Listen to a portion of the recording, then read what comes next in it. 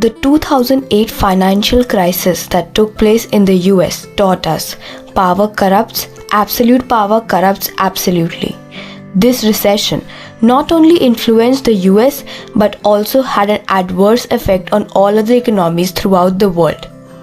As nowadays, all the economies are interlinked and interdependent. But how did it all start? A cascade of events resulted in this crisis. In the late 20th century, the stock prices of technology companies were sky high and were still rising. But this continued till 2000-2001 when the bubble burst. But what is a bubble? A bubble is an exaggerated reaction to the price of an asset that can't be justified by any reasoning. It is an irrational belief that prices will keep on increasing indefinitely. In the late 1990s, it was a common belief that all those who invested in tech stocks were becoming rich. You too, without giving a second thought, started investing in that sector, hoping for some quick bucks. This belief was propagated further like a fire in the forest, and everyone started investing in tech. This rose the price even higher and higher. All those who invested became rich. But as all good things must come to an end, the happiness was short-lived. It was as irrational as you, after watching Harry Potter, started using AQ to call an object to you. Then came a tipping point, prices fell, people panicked and started selling their stocks, which drove their prices even further down, and the bubble finally burst. Also, that was the time of the 9/11 attacks, which resulted in even more fear. They needed something to hold on to, a safer investment with decent returns. But back then, the interest rates in the US were low, so investors did not want to keep their money in banks either. They identified real estate as an answer to their problems. Since it was an American dream to buy a house, they felt the demand for real estate would keep on increasing. Also, the Glass-Steagall law, which stated that the commercial banks, the investment banks, and the insurance companies could not merge, was abolished in 1999, and now all three entities could interact with each other. Investment banks welcomed this opportunity with open arms and let investors invest in mortgages of homes. But what is a mortgage? In order to buy a house, a person needs to borrow several $1,000s. This person borrows the money from the banks, and in return, the banks hold the possession of the house. The borrower and the bank signs an agreement. In the agreement, the borrower has to pay interest to whoever holds the agreement. The house is kept as collateral, which could be seized by the bank in case the borrower is not able to pay the money back. So, the bank makes a loan to an individual. Similarly, it grants money to thousands of other individuals who are willing to buy a house and have agreed to pay it back with interest. Usually what used to happen was that the commercial banks used to transfer the right of the house to someone else, to the third parties. In this case, investment banks, who are willing to take the risk of default on loans. Now the bank bundles these 1,000 loans and sells share of these to the investor as mortgage-backed securities. The investor pays upfront money to buy these loans and in return receive regular interest payments paid by the borrower on the principal. But why do the banks first bundle these loans together and later sell it as shares?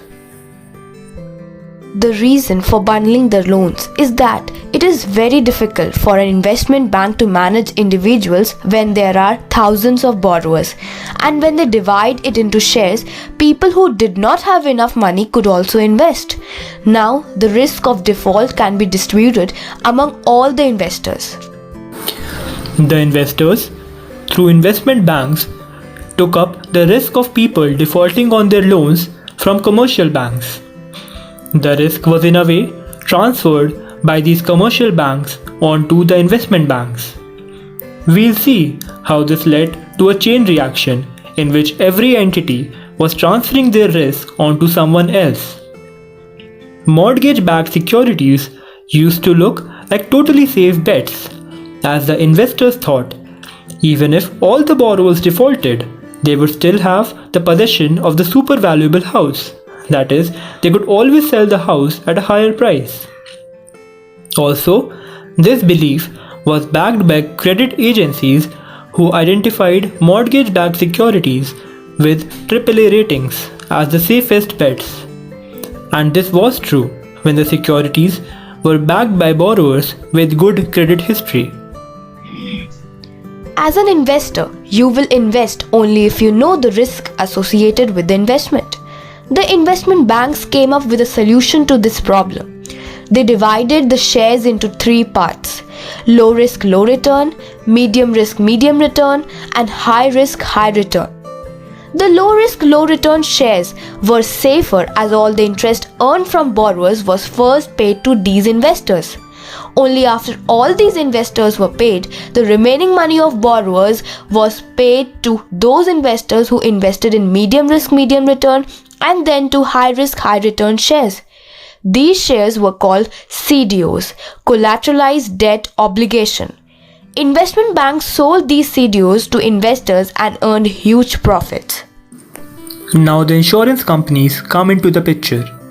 Insurance companies started giving out insurance on CDOs called CDS, credit default swaps. These were not mere insurances. Those who had not bought CDOs could also buy or sell CDS. Also, the value of CDS could be even 100 times higher than the value of your purchased CDO. Combining these two factors, it attracted speculators. As more people defaulted on their loans, demand for CDS grew and the insurance companies gave out CDS on mortgages even when they did not have enough money with themselves. More and more investors started purchasing these CDOs and invested their money in these investment banks. This increased the demand for CDOs and hence investment banks approached commercial banks asking them to issue more loans to the public.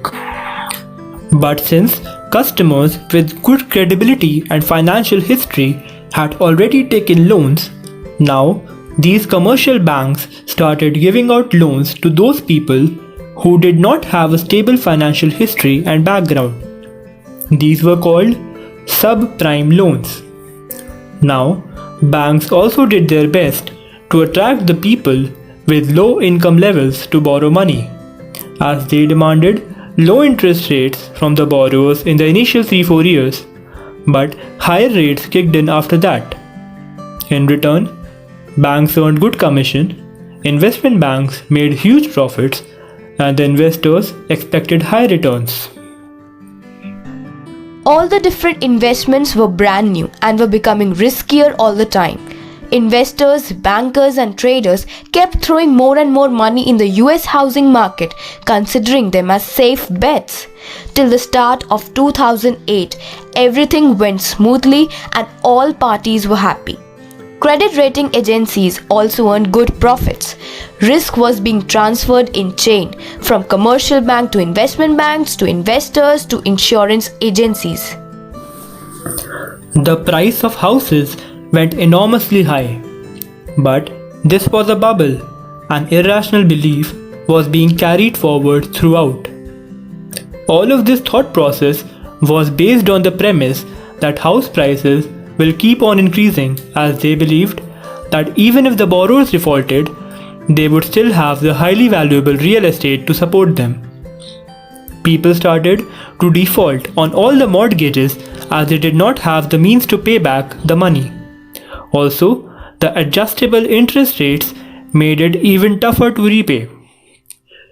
Due to the binding agreement, banks took ownership of the houses and put them for sale, but this drove the prices even further down.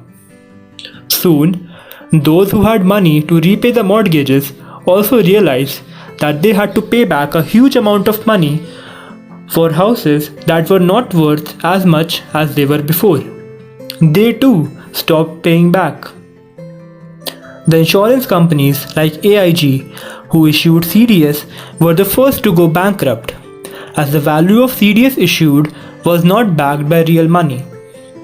The investors who invested in CDOs joined in the downfall soon.